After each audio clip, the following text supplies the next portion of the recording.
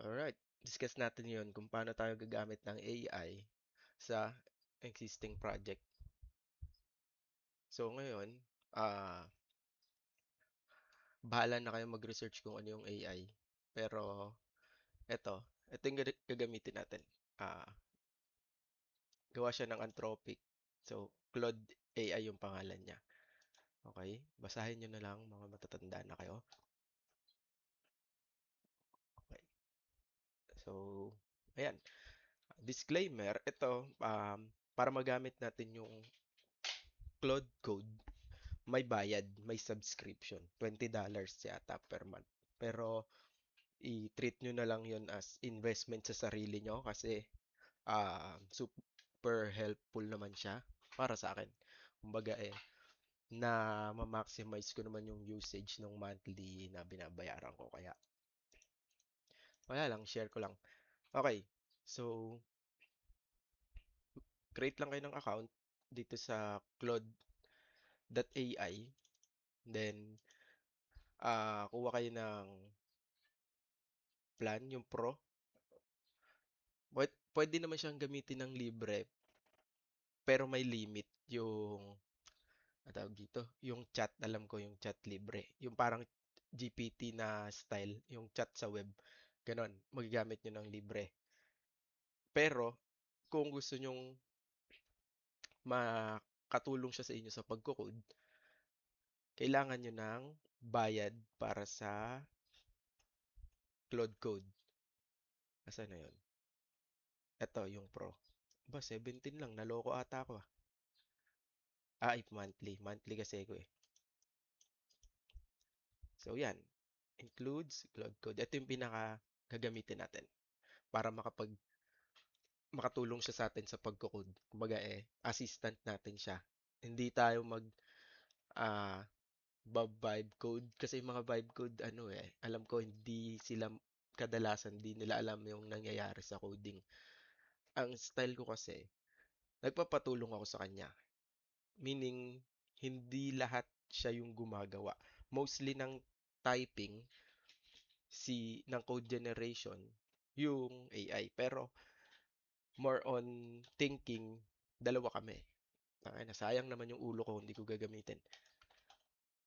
Okay, so, paano to? Alam ko meron na akong account. Download. Saan ba na-download to?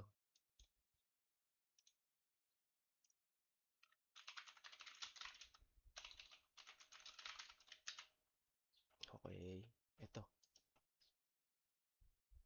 Download for Windows. Okay, nice. So, set up.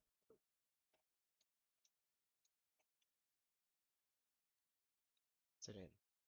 Ito, sa kabilang monitor. Hindi ko mahila.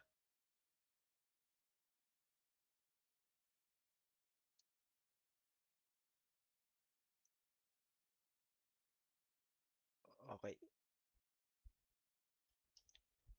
get started. So yan, mag-sign in lang kayo gamit yung paid account nyo. Wait lang, post ko lang to. Sign in lang ako. Okay, so yan, naka-login na ako. Pero tingin ko mali ako na na-download. Hindi ito yung gusto ko eh. Ang gusto ko yung naka-integrate sa terminal eh. Wait lang.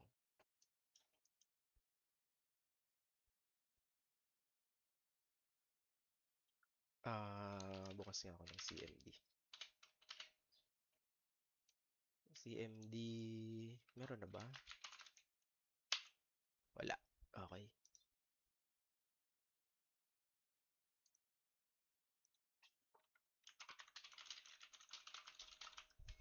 Mali pa yung na-download ko. Ito. Okay. PowerShell pwede. Pwede rin sa Node.js. Subukan natin to.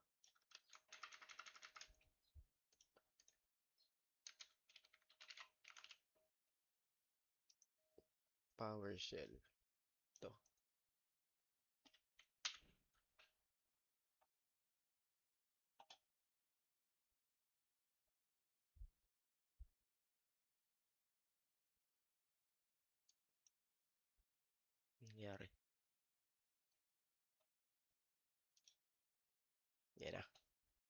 nangyayari na.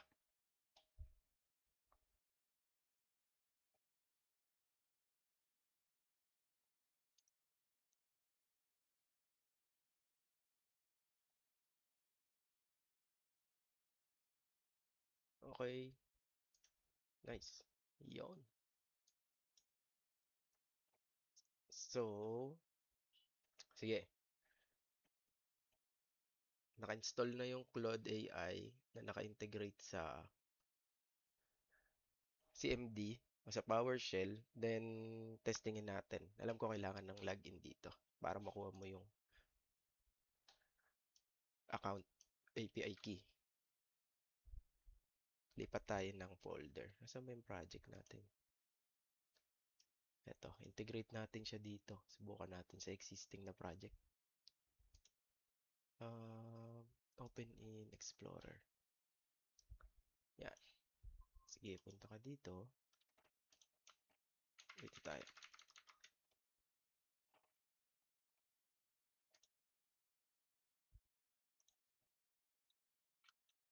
CD. Yan. Dito. Testing natin. Haha. Restart natin to.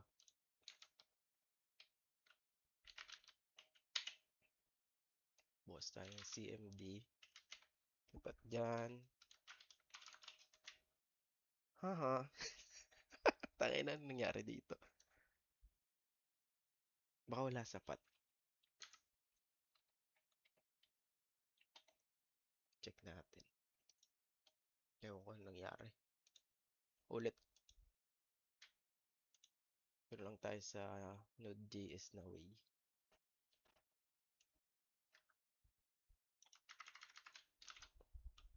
May Node.js pa ako. NBN. Ah, tama, meron. Okay, nice. npm install the... Sige. Added 2 packages. Nice. Okay. So, ito lang gamitin nyo. Mas straightforward, mas madali. Basta meron kayong Node.js na naka-install. Dark mode. Sige. Okay, yan. Pro, Max, Team, Anthropic account, API usage billing. Ito yung gagamitin ko. Cloud account with subscription. Enter. Okay, nag-open siya ng browser. Login lang ako, guys. Okay, so naka-login na. Authorize nyo lang. Tapos, enter nyo lang dito sa CMD. Tapos, yan, okay. I trust this folder. So, yan. Okay na.